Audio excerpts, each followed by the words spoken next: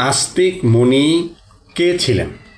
আস্তিক মুনি ছিলেন একজন হিন্দু ঋষি, যিনি সর্পদেবী মনসা এবং ঋষি জরৎকারুর পুত্র এবং মহাভারত ও মনসা মঙ্গলের একটি গুরুত্বপূর্ণ চরিত্র, যিনি রাজা জন্মেজয় এবং সর্পযজ্ঞ অর্থাৎ নাগ বলি বন্ধ করে সর্প জাতিকে রক্ষা করার জন্য বিখ্যাত, কারণ তিনি নিজের তপস্যা ও জ্ঞানের মাধ্যমে যজ্ঞের আগুন থামিয়ে দিয়েছিলেন।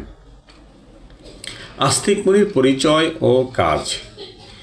পিতামাতা: তার পিতা জরৎকারু মুনি এবং মা ছিলেন মনসা, সর্পরাজ বাসুকীর বোন। জন্মেজয় যজ্ঞ। রাজা জন্মেজয় যখন সর্পদের ধ্বংস করতে যজ্ঞ শুরু করেন, তখন আস্তিক মুনি সেখানে উপস্থিত হয়ে তার তপশক্তি দিয়ে যজ্ঞ থামাতে সক্ষম হন। সর্পদের রক্ষাকর্তা। তার এই কাজের ফলে অনেক সর্প ও নাগ রক্ষা পায় এবং আস্তিক মুনি সর্পদের বন্ধু হিসাবে পরিচিতি লাভ করেন।